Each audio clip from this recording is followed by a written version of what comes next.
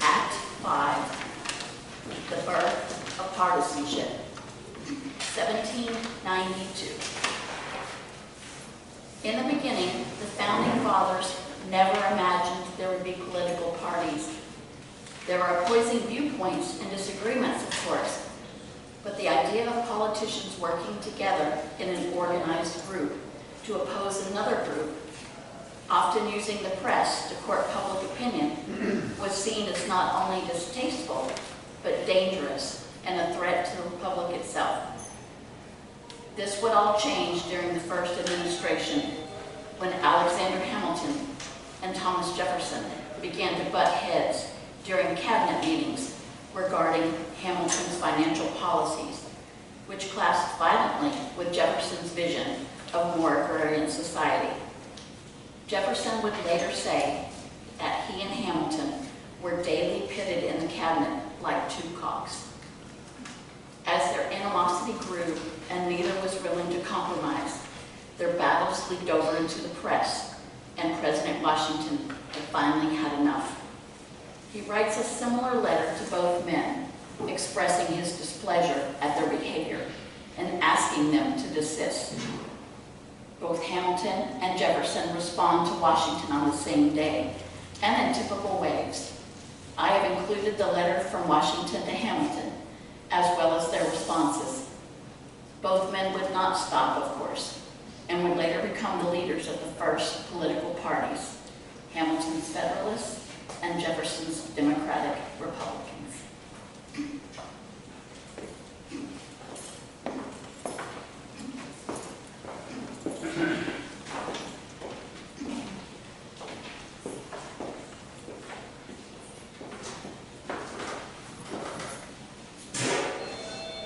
George Washington to Alexander Hamilton, 26 August, 1792, Mount Vernon, private. My dear sir, differences in political opinions are as unavoidable as, to a certain point, they may perhaps be necessary. But it is to be regretted exceedingly that subjects cannot be discussed with temper on the one hand, or decisions submitted to without having the motives which led to them improperly implicated on the other.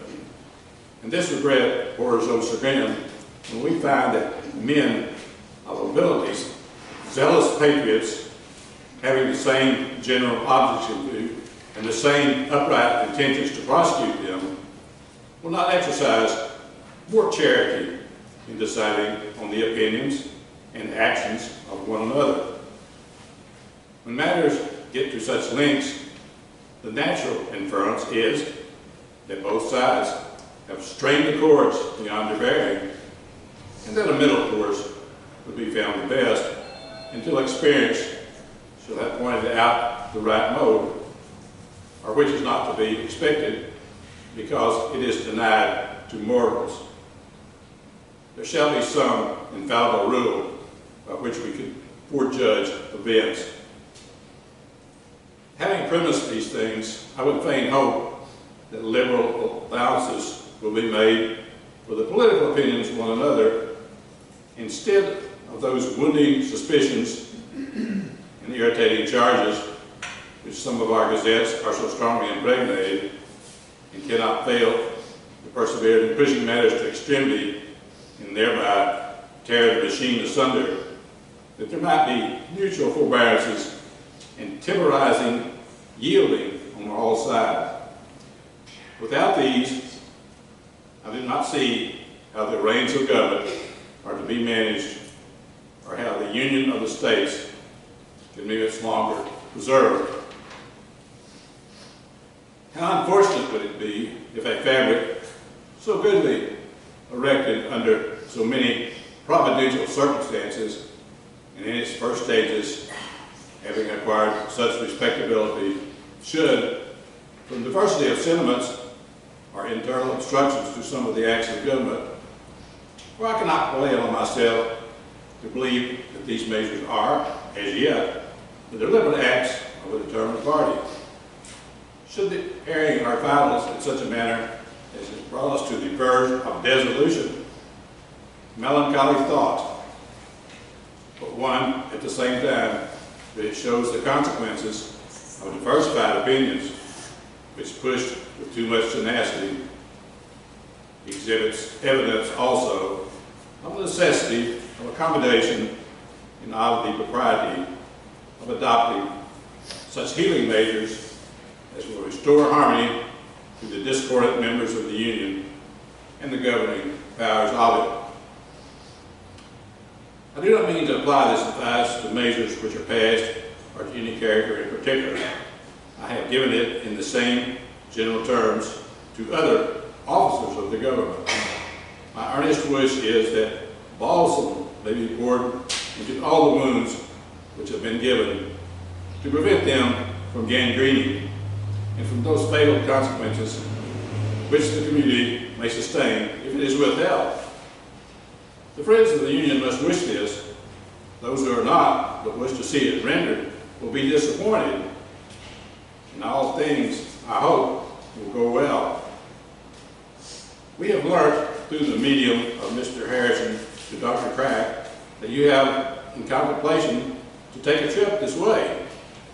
I felt pleasure in hearing it and hope it is unnecessary to add that it would be considerably increased by seeing you under this roof, for you may be assured of the sincere and affectionate regard of yours, George Washington.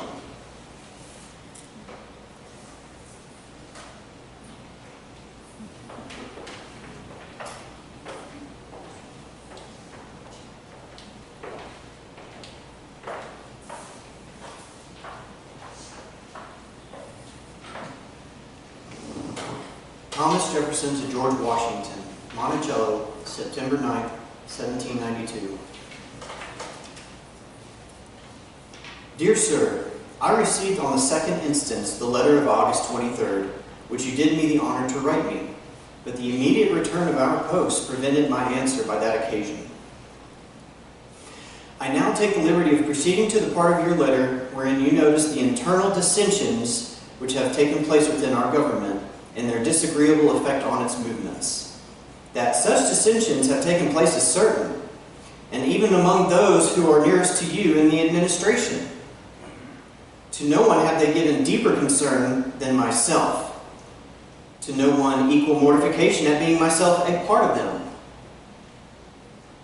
Though I take to myself no more than my share of the general observations of your letter, yet I am so desirous ever that you should know the whole truth, and believe no more than the truth, that I am glad to seize every occasion of developing to you whatever I do or think relative to the government, and shall therefore ask permission to be more lengthy now than the occasion particularly calls for, or would otherwise perhaps justify.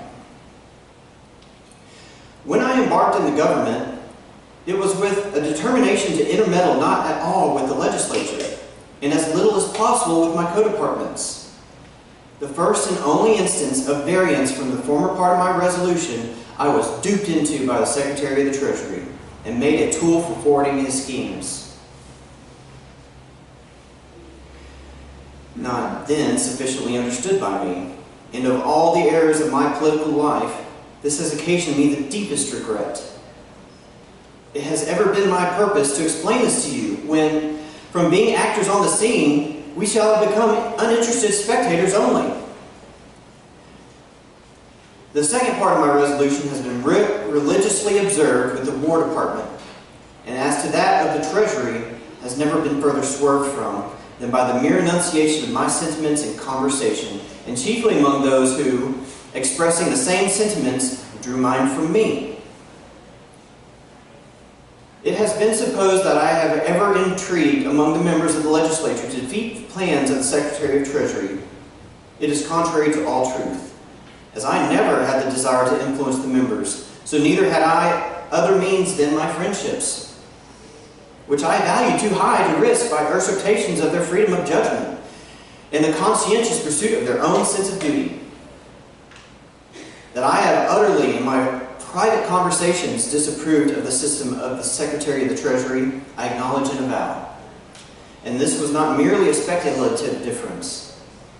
His system flowed from principles adverse to liberty and was calculated to undermine and demolish the Republic by creating an influence of his department over the members of the legislature. I saw this influence actually produced, and its first fruits to be the establishment of the great outlines of his project by the votes of the very persons who, having swallowed his bait, were laying themselves out to profit by his plans. And that had these persons withdrawn, as those interested in a question ever should, the vote of the disinterested majority was clearly the reverse of what they made it. They were no longer the votes of the representatives of the people, but of deserters from the rights and interests of the people. And it was impossible to consider their decisions, which had nothing in view but to enrich themselves, as the measures of the fair majority, which ought always to be respected. If what was actually doing begat uneasiness in those who wished for virtuous government, what was further proposed was not less threatening to the friends of the Constitution. So that if the question would be by whose fault it is that Colonel Hamilton and myself have not drawn together, the answer will depend on that and two other questions. Whose principles of administration best justify by their purity conscientious adherence, and which of us had notwithstanding stepped farthest into the control of the department of the other? So much for the past. A word now of the future. When I came into this office, it was with a resolution to retire from it as soon as I could with decency.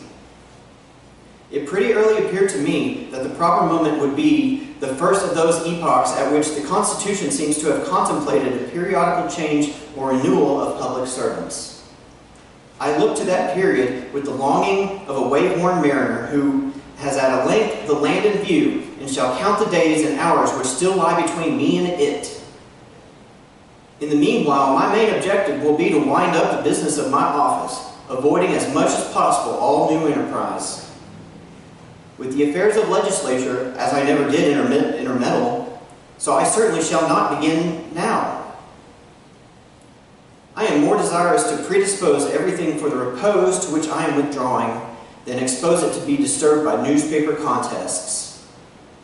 If these, however, cannot be avoided altogether, yet a regard for your quiet will be a sufficient motive for deferring it till I become merely a private citizen, when then propriety or impropriety of what I may say or do may fall on myself alone.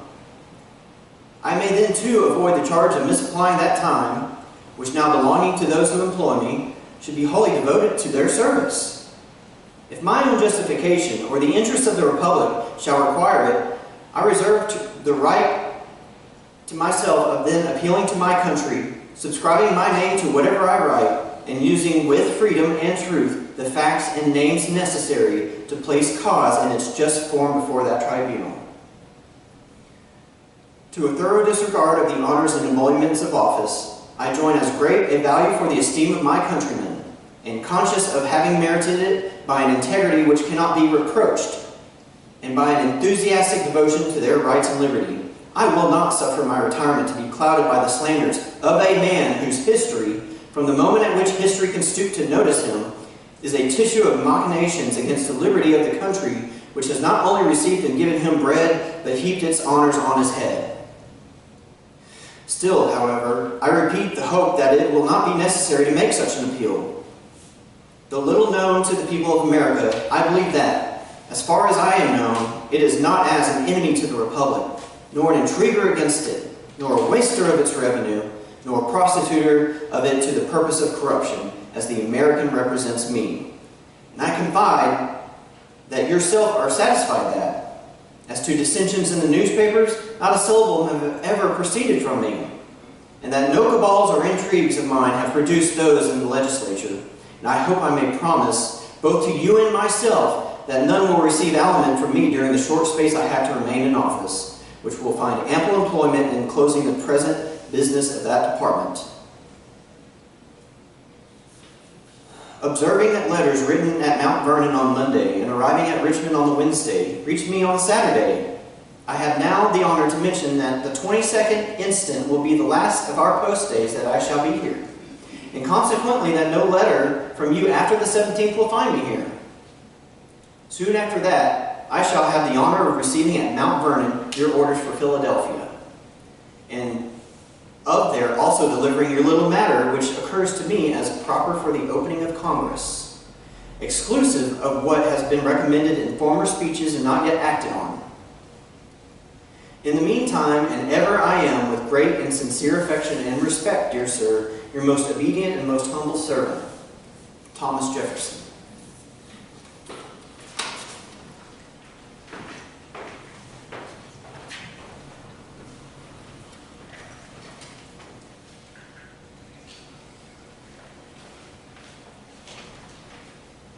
Alexander Hamilton to George Washington. Philadelphia, September 9th, 1792. Sir, I have the pleasure of your private letter, the 26th of August. The feelings and views which are manifested in that letter are such as I expected would exist, and I most sincerely regret the causes of the uneasy situation of your experience. It is my most anxious wish, as far as may depend upon me, to smooth the path of your administration and render it prosperous and happy. And if any prospect shall open of healing or terminating the differences which exist, I shall most cheerfully embrace it. Though I consider myself as the deeply injured party, the recommendation of such a spirit is worthy of the moderation and wisdom which dictated it. And if your endeavors should prove unsuccessful, I do not hesitate to say that in my opinion, the period is not remote when the public good will require substitutes for the differing members of your administration. The continuance of a division there and must destroy the energy of the government, which will be little enough with the strictest union. On my part, there will be a most cheerful acquiescence in such a result. I trust, sir, that the greatest frankness has always marked and will always mark every step of my conduct towards you.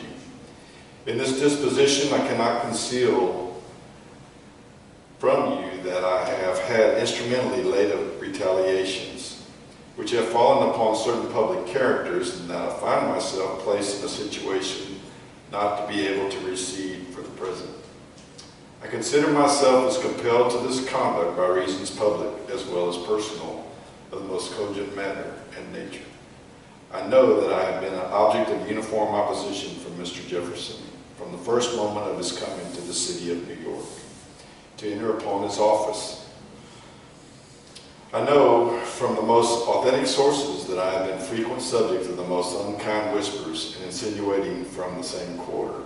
I have long seen a foreign party in the legislature, under his auspices, bent upon my subversion. I cannot doubt, from the evidence I possess, that the National Gazette was instituted by him for political purposes, and that one leading object of it has been to render me and all my measures connected with my department as odious as possible. Nevertheless, I can say that except explanations to confidential friends, I never directly or indirectly retaliated or countenanced retaliation till very lately. I can assure you that I was instrumental in preventing a very severe and systematic attack upon Mr. Jefferson by an association of 2 or 3 individuals in consequence of persecution which brought upon the Vice President by his indiscreet and light letter to the printer transmitting Paine's pamphlet. As long as I saw no danger to the government from the machinations which were going on, I resolved to be a silent sufferer of the injuries which were being done me. I determined to avoid giving occasion to anything which manifests the world dissensions among the principal characters of government, a thing which can never, without weakening his hands, in some degree throwing a stigma upon it. But when I no longer doubted that there was a foreign party deliberately bent upon the subversion of measures, which in its consequences would subvert the government, when I saw that the undoing of the funding system, in particular, which whatever may be the original merits of the system, would prostrate the credit and honor of the nation and bring the government into contempt with that description of men who are in our society the only firm supporters of government. As an avowed object of the party, and that all possible pains were taken to produce that effect by rendering it odious to the body of the people, I consider it as a duty to endeavor to resist the torrent, and as an essential means to this end, to draw aside the veil for the principal actors. To this strong impulse, to this decided conviction, I have yielded, and I think events will prove that I have judged rightly. Nevertheless, I pledge my honor to you, sir, that if you shall hereafter form a plan to reunite the members of your administration upon some steady principle of cooperation, I will faithfully concur in executing it during my continuance in office, and I will not directly or indirectly say or do a thing that shall endanger a feud. The subject mentioned in the postscript of your letters shall, with great pleasure, be carefully attended. With the most faithful and affectionate attachment, I have the honor to remain, sir, your most obedient and humble servant, Alexander Hamilton.